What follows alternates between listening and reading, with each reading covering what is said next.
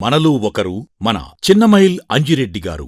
మెదక్ జిల్లా రామచంద్రాపురంలో రాజిరెడ్డి లక్ష్మీనరసమ్మ పుణ్య దంపతులు ఓ సాదాసీదా రైతు కుటుంబంలో పుట్టారు. ప్రేమానురాగాలు, ఆప్యాయతలకు చిరునామా అంజిరెడ్డిగారి సతీమణి గోదావరిగారు.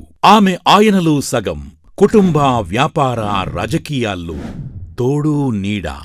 కుటుంబం నుంచి పుణికిపుచ్చుకున్న విలువలు, చిన్ననాటినుంచి స్వతహాగా అలవడిన దేశభక్తి, ప్రజాసేవ 1978లో ఆర్ఎస్ఎస్ వైపు, 1982లో ఏబీవీపీ వైపు అంజిరెడ్డిగారిని ఆకర్షించాయి.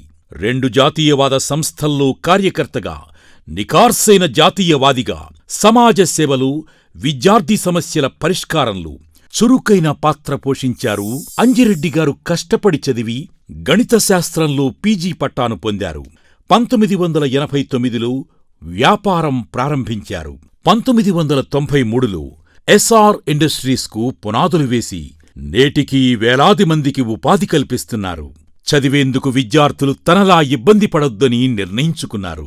అక్కడినుంచే తన ప్రజాసేవ ప్రస్థానాన్ని పరుగులు పెట్టించారు. 2000 సంవత్సరం నుంచే ప్రభుత్వ పాఠశాలలకు ఫర్నిచర్ సమకూర్చారు.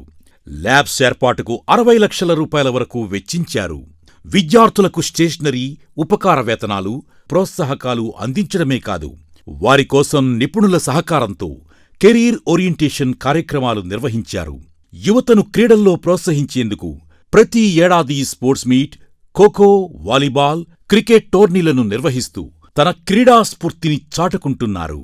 2002లో ఎస్ఆర్ ట్రస్ట్ను ప్రారంభించిన అంజిరెడ్డిగారు ఉచిత త్రాగునీటిని అందించే కార్యక్రమానికి శ్రీకారం చుట్టారు. జిల్లాలోని ప్రభుత్వ విద్యాసంస్థలు, కార్యాలయాల్లో ఆర్ఓ ప్లాంట్లను ఏర్పాటు చేశారు. నీటి కొరత ఉన్న ప్రాంతాల్లో సైతం ఆర్ఓ ప్లాంట్లను ఏర్పాటు చేసి వాటన్నిటినీ నేటికీ నిర్వహిస్తున్న ఘనత అంజిరెడ్డిగారిదే. దేవాలయాలకు విరివిగా విరాళాలు ఇవ్వడమే కాదు, నిరుపేద యువత వివాహానికి పుస్తెలు, మెట్టెలు ఇచ్చి వారి ఇంటి బిడ్డగా సాయం చేస్తున్నారు. యువత, నిరుద్యోగులకు నైపుణ్య శిక్షణ అందించి వారి బ్రతుకు చిత్రాలు మారుస్తున్నారు. పేదల ఆరోగ్య భద్రతకు పెద్దపీట వేసి ఆటో డ్రైవర్లు, అసంఘటిత కార్మికులు, బడుగు బలహీన వర్గాల వారికి జీవిత బీమా చేయించి వారి జీవితాలకు భరోసా కల్పిస్తున్నారు. అలా నిస్వార్థంగా అంజిరెడ్డిగారు ప్రజాసేవ చేస్తున్నారు.